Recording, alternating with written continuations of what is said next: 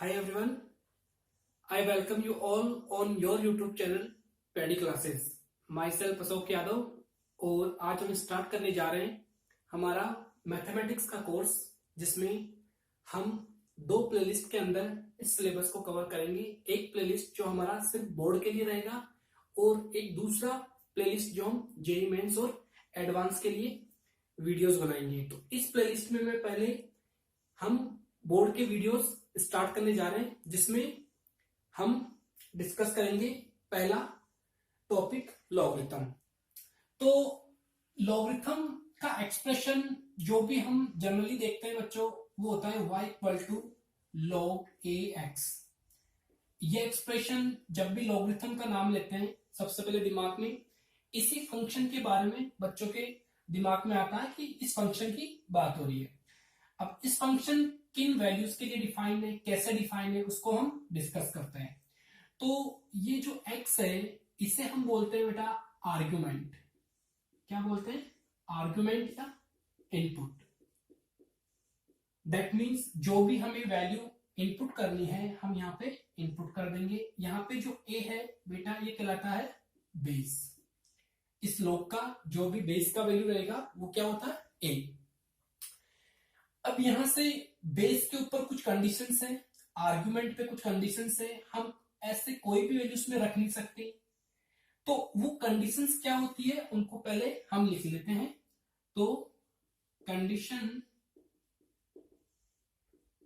To define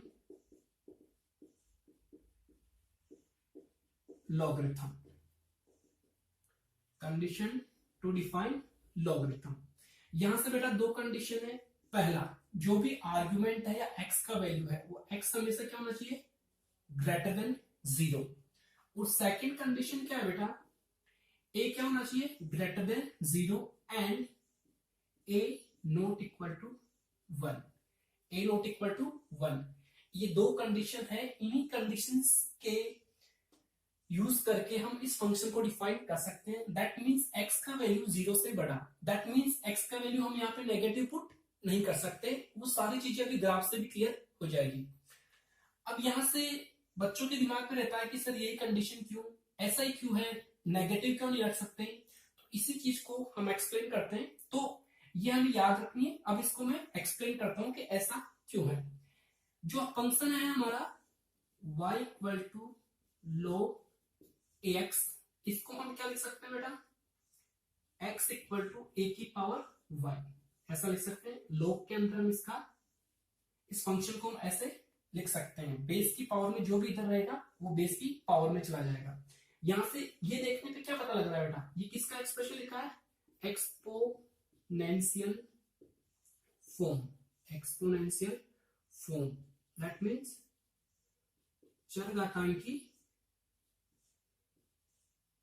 चरघातांकी रूप। Exponential form है। और ये एक्सपोनेंशियल फॉर्म का बेटा हमें ग्राफ अगर आपको पता हो तो हमें पता है कि एक्सपोनेंशियल फॉर्म में जो हम फंक्शन पढ़ते हैं y इक्वल टू e की पावर x, जनरली अगर ये फंक्शन नहीं भी पता है तो हम इसको बाद में अच्छे से पढ़ेंगे। बट इसी का अगर हम ग्राफ बनाएं तो बेटा हमें पता है कि एक्सपोनेंशियल फंक्शन का ग्राफ कैसे बनता है? इस तरह से। ये 0, ये यहां पे 0,1। अब यहां से एक चीज देखो, हमेशा इसकी वैल्यू क्या है?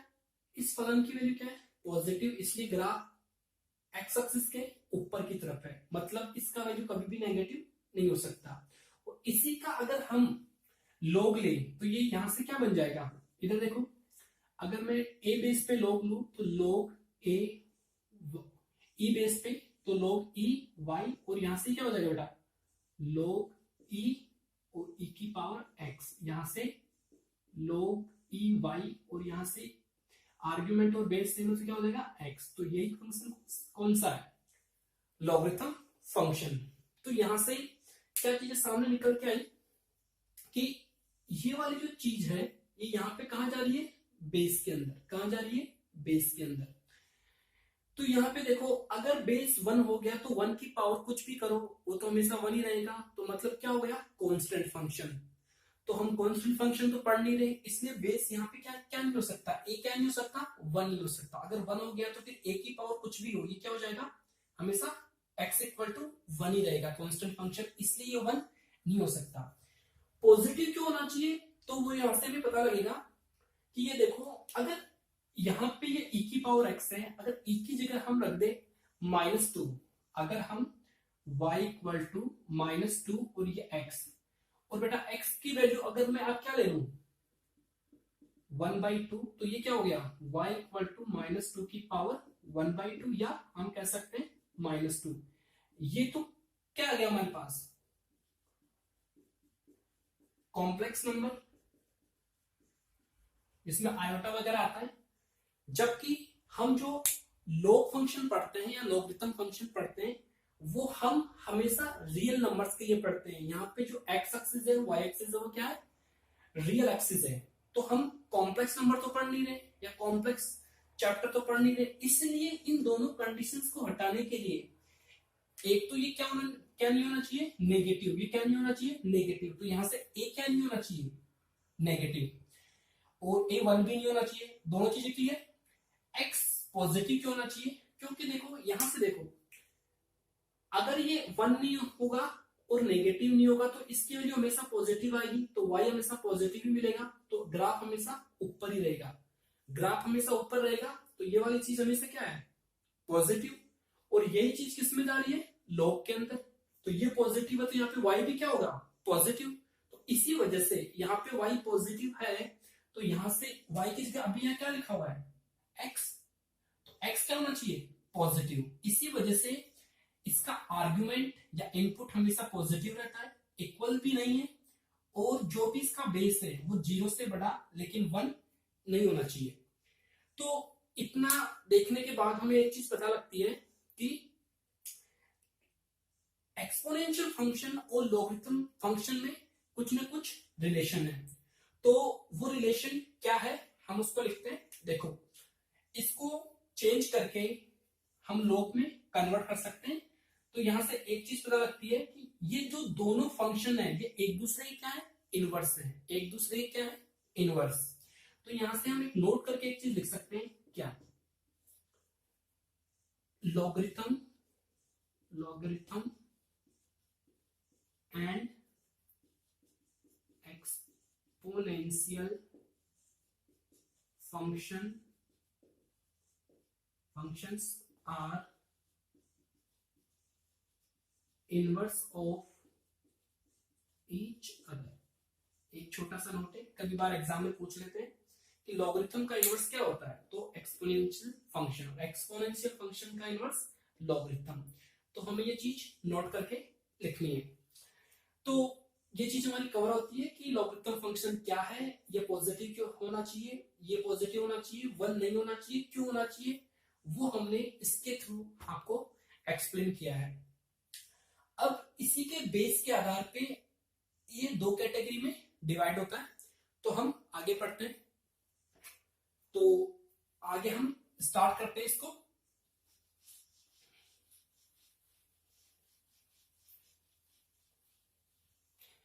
देखो बेटा, यहां से आपने ऐसे एग्जांपल के तौर पे देखा होगा कि y इक्वल टू log 10, बच्चों को वैल्यू पता भी है 1।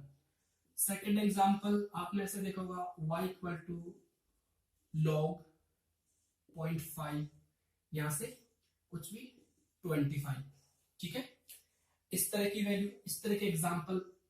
तो यहां से हम इसको बेस के पॉइंट ऑफ व्यू पे इसके ग्राफ को डिवाइड करते हैं और उसी के आधार पे हम इसका ग्राफ प्लॉट करते हैं। तो इसका जो भी ग्राफ है हम इसके बेस के आधार पे डिवाइड करेंगे।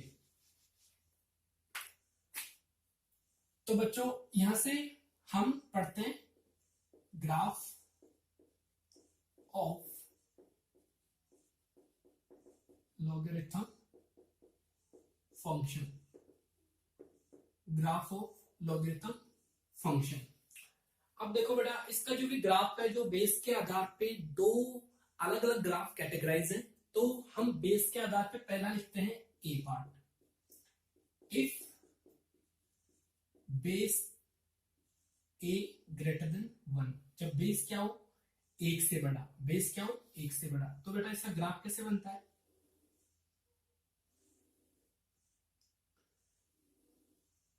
ये यहाँ पे पॉइंट है 1,0 x axis, y axis, -x -y, ये ओरिजिन है यहाँ पे। ये किसका ग्राफ है, जब बेस क्या है बेटा, एक से बड़ा। बी पार्ट हम यहां लिख लेते हैं ताकि हमें कंपेयर करने में इजी रहे। व्हेन बेस ए क्या है, एक से छोटा और 0 से बड़ा, तो हमारे ये दो अलग अलग ग्राफ हो गए, जिसमें एक क्या है, बेस एक से बड़ा है, एक में क्या है, बेस एक से छोटा और 0 से बड़ा। इसका ग्राफ बेटा अगर हम प्लॉट करें तो कैसे बनेगा, इस तरीके से, यहाँ पे ये 1,0, ये सेम जो हमारा रियल एक्सिस है, ठीक है। तो देखो बेस के आधार पे ग्राफ अलग अलग प्लॉट हो रहे, तो हम ऐसा नहीं कर सकते कि इसका ग्राफ इंक्रीजिंग होता है या डिक्रीजिंग, हमें पता होना चाहिए कि उस फंक्शन का, लॉगरिथमिक फंक्शन का बेस क्या है, उसके आधार पे हम बता सकते हैं। तो लॉग के ग्राफ में अब कई सारी चीजें हमें यहीं से पता हो जाएगी, जिनको हम 1 बाय 1 लिख भी सकते हैं। और सबसे अच्छा तरीका है किसी भी ग्राफ के बारे में जानने का, उसका रेंज, डोमेन, इंक्रीजिंग, वो कंटिन्यूअस है या नहीं, डिफरेंशिएबल है या नहीं, तो इसका, इनको याद करने का, इनको समझने का सबसे अच्छा तरीका है आप उनका ग्राफ याद रखिए। इसका ग्राफ देखो बिल्कुल ऐसे, इंक्रीजिंग, बेस एक से बड़ा है, इसमें बेस एक से छोटा है। तो अब ग्राफ के आधार पे जो भी चीजें निकल के आती है उनको हम 1 बाय 1 ऑब्जर्व करते हैं। तो यहां से देखो बेटा, सबसे पहले हम डिस्कस करते हैं इसका डोमेन, साथ के साथ जो भी जितनी भी बातें इस ग्राफ में, डोमेन हमेशा बेटा इसके कहां लाई करता है, एक्स एक्सिस पे। किसी भी ग्राफ का अगर डोमेन देखना हो तो उसके एक्स एक्सिस को देखो, उसके एक्स एक्सिस पे ग्राफ कहां से कहां पे प्लॉट हो रहा है। तो यहां से देखो ग्राफ जीरोस को इंफिनिटी पे अप्रोच कर रहा है और बाकी पॉजिटिव की तरफ है, तो यहां से क्या हो गया, 0 से इंफिनिटी, 0 से इंफिनिटी। और वैसे भी हमें पता है y equal to log ax में x क्या बताया था, या इसको लिख सकते हैं x ग्रेटर देन 0। एक ही बात है, हम पहले भी डिस्कस कर चुके हैं कि इसका आर्गुमेंट या जो भी इनपुट क्या होगा वो ये होगा, तो यही इसका क्या है, प्रांत या डोमेन। इसके पास सेकंड पॉइंट, रेंज। बच्चों कभी भी आपको रेंज देखनी हो तो उस ग्राफ की y एक्सिस को पकड़ लो, उस ग्राफ की y एक्सिस को पकड़ लो, उस y एक्सिस में जहां से ग्राफ लाई कर रहा है वही हमारा क्या होता है, रेंज। तो इसमें देख के बताओ कि इसमें ग्राफ कहां से कहां लाई कर रहा है, देखो ग्राफ माइनस इंफिनिटी से स्टार्ट हो रहा है और प्लस इंफिनिटी की तरफ जा रहा है, तो इसका रेंज क्या हो जाएगा, माइनस इंफिनिटी से प्लस इंफिनिटी। ठीक है, दो चीजें हो गई, डोमेन हो गया, रेंज हो गया। और क्या चीज ऑब्जर्व कर सकते हैं, ये ग्राफ कंटिन्यूअस है क्या, हमें पता है कहीं भी इसमें बीच में कट नहीं है ग्राफ में, या कहीं भी ग्राफ बीच में स्किप नहीं हो रहा है, तो ग्राफ कैसा है बेटा, कॉन्टिन्यूअस भी है, ग्राफ कैसा है, कॉन्टिन्यूअस भी है। इसके बाद में और चीजें क्या ऑब्जर्व कर सकते हैं, डिफरेंशिएबिलिटी, इसी फंक्शन की डिफरेंशिएबिलिटी। तो डिफरेंशिएबिलिटी वैसे तो हम बाद में पढ़ेंगे, बट डिफरेंशिएबिलिटी का सीधा सा मतलब है कि ये फंक्शन डिफरेंशियल है या नहीं है। तो जब किसी ग्राफ में कोई भी शार्प कॉर्नर नहीं हो, शार्प कॉर्नर इस टाइप का नहीं हो और ग्राफ बिल्कुल स्मूथ हो, तो वो फंक्शन क्या होता है, डिफरेंशिएबल। तो यहां से क्या है, डिफरेंशिएबल है, क्या है, डिफरेंशिएबल फंक्शन है अपने डोमेन के अंदर। जो भी कंटिन्यूटी और डिफरेंशिएबिलिटी की बात हो रही है वो इसके डोमेन के अंदर हो रही है। इसके बाद ये जो फंक्शन है ये इवन है या ऑड है, इसी के बारे में बात कर लेते हैं। जो भी चीजें निकल के आ रही है कि ये फंक्शन इवन है या ऑड है। इवन फंक्शन हमेशा y एक्सिस के अबाउट क्या होता है, सिमेट्रिक। तो इधर ग्राफ है तो अगर इवन होता तो इधर भी क्या होना चाहिए, ग्राफ। ऐसा ग्राफ नहीं है तो ये इवन नहीं है, और साथ में ये फंक्शन ऑड फंक्शन भी नहीं है। ऑड फंक्शंस के ग्राफ ओरिजिन के अबाउट क्या होते हैं, सिमेट्रिक होते हैं। तो यहां से क्या है,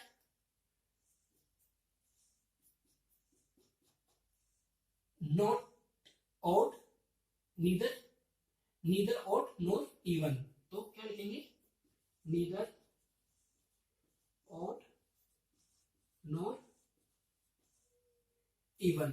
तो यहां से जो भी चीजें हैं हम देख सकते हैं। अगर यहाँ पे दिख नहीं रहा हो तो हम इसको ऊपर लिखेंगे। ये ग्राफ क्या है, जो ये हमारा ग्राफ दिया हुआ है y equal to log ax, ये क्या है, ना तो ओड है तो लिखेंगे नीदर ओड नॉर इवन। तो ये सब सारी चीजें इसमें डिस्कस हो गई। एक ग्राफ है, सारी चीजें यही डिस्कस हो गई। सेम इसमें भी देखो, इसका भी क्यों ग्राफ का बिहेवियर चेंज हुआ है। यहां से ये ग्राफ क्या है बेटा, ऐसे क्या हो रहा है, तो ये कैसा ग्राफ है, इंक्रीजिंग ग्राफ है। ये कैसा ग्राफ है बेटा, इसको हम लिख सकते हैं इंक्रीजिंग ग्राफ। तो ये 4-5 चीजें हैं जो हमारे सिलेबस में अलग अलग चैप्टर में आती है, तो हम इसको देख सकते हैं। देखो ग्राफ इंक्रीजिंग है, ना तो इवन है ना ऑड है, ऑड फंक्शन है ये। डोमेन इसका ये है, रेंज माइनस इन्फिनिटी से प्लस इन्फिनिटी, ये कॉन्टिन्यूस भी है और डिफरेंशिएबल भी है। सभी चीजें इसमें है। बस एक चीज क्या है कि ये फंक्शन देखो, वैल्यू बढ़ाने पे, एक्स का वैल्यू बढ़ने पे फंक्शन क्या हो रहा है, नेगेटिव में बढ़ रहा है। तो क्या है, डिक्रीजिंग ग्राफ। क्या है बेटा, डिक्रीजिंग फंक्शन। इसके बाद में डोमेन वही सेम, इसका डोमेन सब सेम है। क्यों, बेस चेंज करने से क्या हुआ है, फंक्शन का बिहेवियर चेंज हुआ है, जो हमने लिख दिया। ग्राफ कैसा हो गया, डिक्रीजिंग। बाकी सब चीजें चेंज। इसमें एक दो चीजें हम और देख लेते हैं कि देखो, अगर बेस एक से बड़ा है और अगर हम x का वैल्यू एक से छोटा रखेंगे तो वैल्यू कहां पे आ रही है, नेगेटिव में। कई बच्चों को डाउट रहता है कि log के फंक्शन की वैल्यू नेगेटिव नहीं आती है। जनरली ये डाउट रहता है, तो हम ग्राफ से देख सकते हैं कि log के फंक्शन की वैल्यू नेगेटिव आती है जब बेस एक से बड़ा हो और वैल्यू x से छोटी हो, तो यहाँ पे वैल्यू किस में आएगी, नेगेटिव में। और अगर बेस एक से छोटा हो, 0 से बड़ा हो और वैल्यू हम एक से आगे लिखें यहां से, तो वैल्यू यह कहां पे कट करेगा, नेगेटिव में। कहां पे कट कर रहा है, तो log के फंक्शन की वैल्यू नेगेटिव पॉजिटिव दोनों होती है। और यहां से ये सारी चीजें log के फंक्शन में डिफाइन है। तो ये सब चीजें डिस्कस हो गई। इसके बाद में हम कुछ पॉइंट्स लिखते हैं और इसके एग्जांपल्स देखते हैं।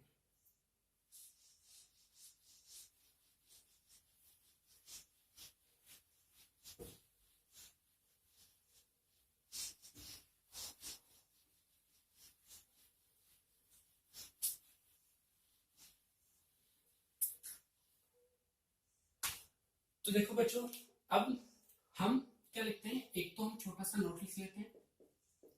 नोट किसके रिगार्डिंग है कि जनरली बेस 10 होता है, ई होता है, तो उसके आधार पे छोटी सी डेफिनेशन है कि when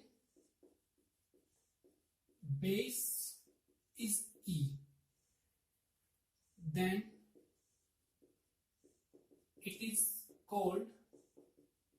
it is called natural or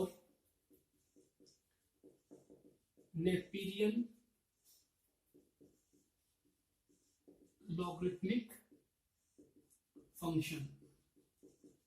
simple सा डेफिनेशन है कि जब बेस ई होता है तो उसे क्या बोलते हैं, नेचुरल या नेपेरियन लॉगरिथमिक फंक्शन। और second same, when base is 10 then it is called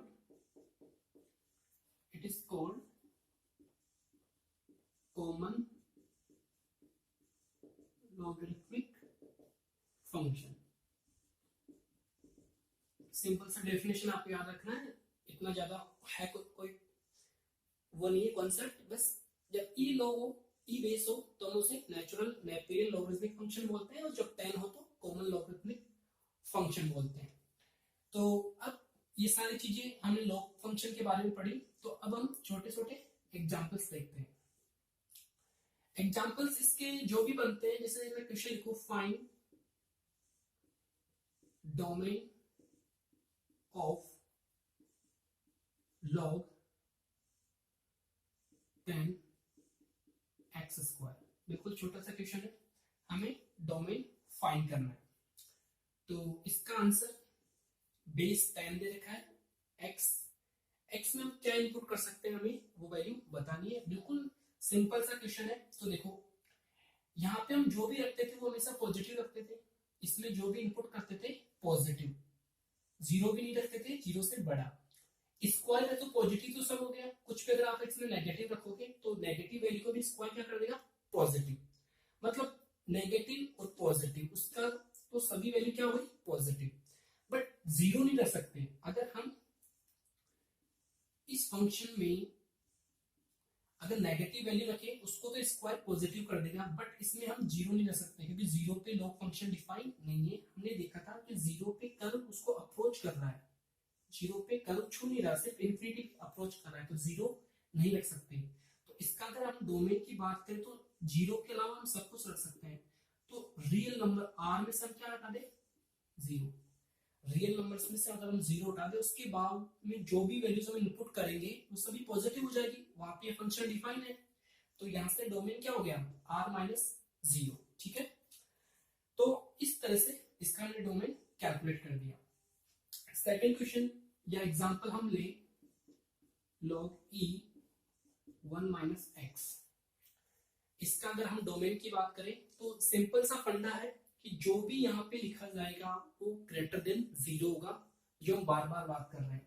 तो इसके अगर हम सॉल्यूशन की बात करें तो हमें क्या करना है कि जो भी यहाँ पे दिया हुआ बेटा, जो भी यहाँ पे दिया हुआ है वो क्या होना चाहिए, ग्रेटर देन जीरो। ऐसा हमने पढ़ा था कि जो भी इनपुट में या लॉग में जो भी यहाँ पे लिखा हुआ रहता है वो क्वांटिटी हमेशा क्या होनी चाहिए, पॉजिटिव। इस इनइक्वालिटी को सॉल्व करने का तरीका, इसको माइनस से मल्टीप्लाई करेंगे तो क्या हो जाएगा, -1 plus x less than zero. Negative से मल्टीप्लाई करने पे नेगेटिव, ये नेगेटिव का पॉजिटिव, एक इनइक्वालिटी का साइन चेंज हो जाता है। तो यहाँ से x क्या आ गया, लेस देन 1। x क्या आ गया, लेस देन 1। या इसी को हम क्या लिख सकते हैं, माइनस इनफिनिटी से 1, माइनस इनफिनिटी से 1। इस तरीके से जो भी छोटे मोटे क्वेश्चंस आते हैं डोमेन के, वो हम इजीली इस पॉइंट को ध्यान में रखते हुए कैलकुलेट कर सकते हैं कि क्या, कि हमेशा आर्गुमेंट क्या होना चाहिए, पॉजिटिव होना चाहिए। ठीक है, पीस ऑफ लॉगरिथमिक फंक्शन।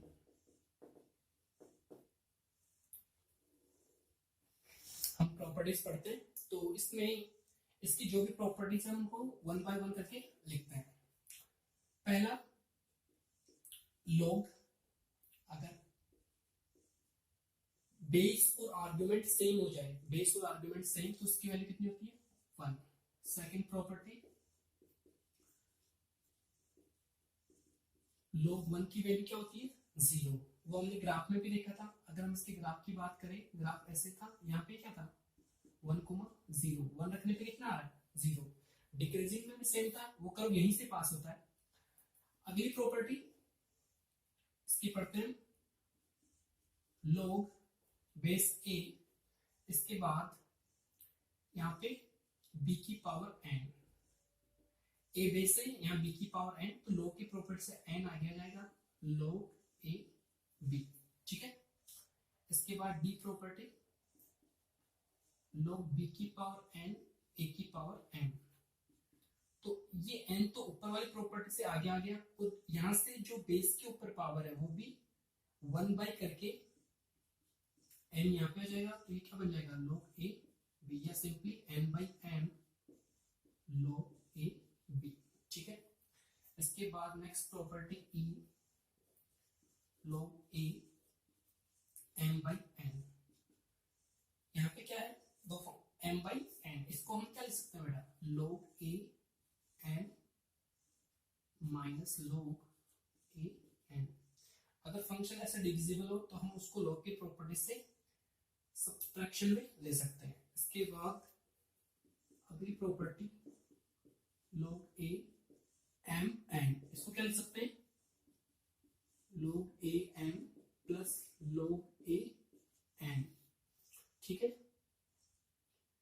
इसके बाद अगली प्रॉपर्टी है बेटा कि बेस ए, इसके ऊपर लिखा हुआ है log a x, ठीक है, ये बेस ए है, इस पे ये फंक्शन लिखा हुआ है, इसको हम और कैसे लिख सकते हैं, x log a की पावर a, यहां से ये बेस ये दोनों क्या हो जाते हैं, इंटरचेंज, इनको हम कर सकते हैं, इंटरचेंज कर सकते हैं। तो यहाँ से x की पावर log a, यहाँ पे आर्गुमेंट और बेस दोनों क्या है, सेम। ये जब दोनों सेम होते हैं तो इस प्रॉपर्टी से क्या हो जाएगा, 1, तो ये क्या आ गया, ये क्या आ गया, x, किसके इक्वल आ गया, x। इस प्रॉपर्टी को हमें याद रखना है। इसके बाद नेक्स्ट प्रॉपर्टी देखते हैं, log a b। अगर हमें फंक्शन को किसी अनदर बेस के अंदर लेके जाना है तो हम क्या कर सकते हैं कि log b और c, log a और c, अगर हमें किसी फंक्शन को किसी और बेस में लेके जाना है तो यहां से देखो आर्गुमेंट के साथ नया बेस c और बेस के साथ नया बेस क्या है, c, इसे क्या बोलते हैं हम, BCT या बेस चेंज थ्योरम, क्या बोलते हैं, बेस चेंज थ्योरम, ठीक है। इसके बाद log a b को हम क्या लिख सकते हैं, 1/log b a। अगर आपको इन दोनों को इंटरचेंज करना है तो हम ऐसे इसको इंटरचेंज कर सकते हैं, ठीक है। इसके बाद next property, log a b into log b a, इसकी वैल्यू 1, ये आपस में फंक्शन क्या हो जाएंगे, कैंसिल हो जाएंगे, तो इसकी वैल्यू क्या होगी, 1 आ जाएगी। तो पावर की प्रॉपर्टी हो गई, डिविजिबल, मल्टीपल। तो जो भी ये प्रॉपर्टीज है हमें याद रखनी है, बहुत इजी है, इनको आप याद करके रखें। तो इनसे रिलेटेड जो भी क्वेश्चंस बनते हैं वो हम जो भी इनको 1 बाय 1 डिस्कस करेंगे। एक दो प्रॉपर्टी हम और लिख लेते हैं इसकी।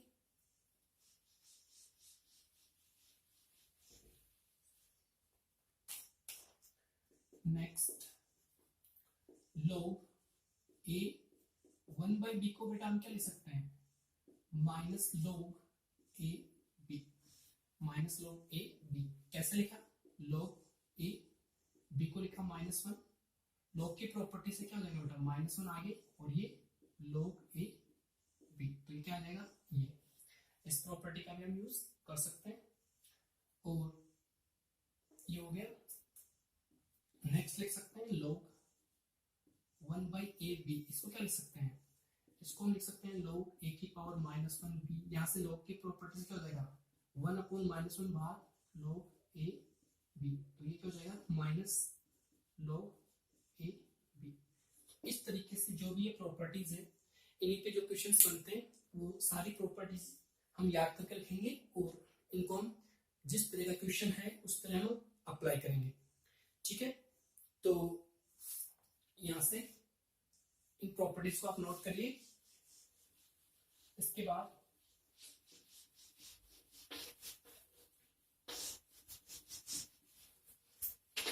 अब हम प्रॉपर्टीज पे कुछ क्वेश्चंस कर लेते हैं ताकि प्रैक्टिस के लिए। तो क्वेश्चंस में लिख रहा हूं, देखो बेटा पहला क्वेश्चन log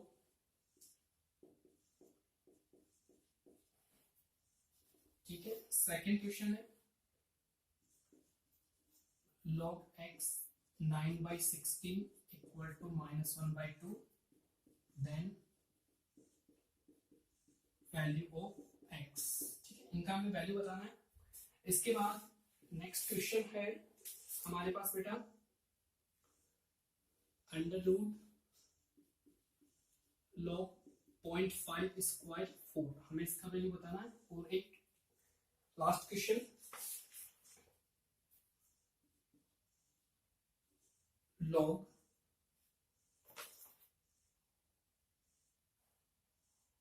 7 log 7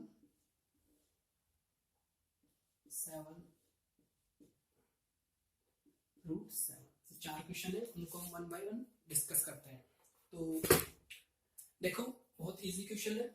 पहला क्वेश्चन इसको हम बेटा क्या लिख सकते हैं, देखो लॉग, इसको क्या लिख सकते हैं 1/100 और इसको 10⁻3। इसके बाद इसको क्या क्या लिख सकते हैं बेटा, log 10⁻⁻2 10⁻3। log की प्रॉपर्टी से 3 आगे जाएगा और -2 भी आगे, तो 3 यहाँ से -2, यहाँ से log 10 और 10, तो ये कितना हो गया बेटा -3/2 और इसकी वैल्यू 1, तो कितना आ गया आंसर -3/2। इस तरह से log की प्रॉपर्टी से हमने इस क्वेश्चन को सॉल्व किया। सेकंड क्वेश्चन देखते हैं बेटा, x का वैल्यू पूछा है हमसे, तो log x 9/16 इक्वल टू -1/2। इसको हम क्या लिख सकते हैं बेटा, 9/16 जो भी इधर होगा वो बेस के ऊपर जाएगा, बेस यहाँ पे क्या है x, तो x की पावर -1/2, या इसी को हम क्या लिख सकते हैं 9/16 इक्वल टू 1/x की पावर 1/2। ठीक है, इसको इधर मल्टीप्लाई किया, इसको इधर, तो यहां से क्या हो गया x की पावर 1/2 इक्वल टू 16/9। तो यहां से जब x इस पे क्या जाएगा स्क्वायर, तो x की वैल्यू कितनी आ गई बेटा 256/81। x का वैल्यू कितना गया 256/81। तो इस तरीके से जो हमने स्टार्टिंग में डिस्कस किया था कि यहाँ से जब भी हम इसको उठाएंगे तो इस जो राइट हैंड साइड है वो किस पे जाता है बेस के ऊपर, इस पे बेस के ऊपर, तो x का वैल्यू कितना गया 256/81। नेक्स्ट क्वेश्चन देखो बेटा, इसको हम क्या लिख सकते हैं log 0.5 को 1/2 और 4 को 2⁻2 और इसके बाद स्क्वायर।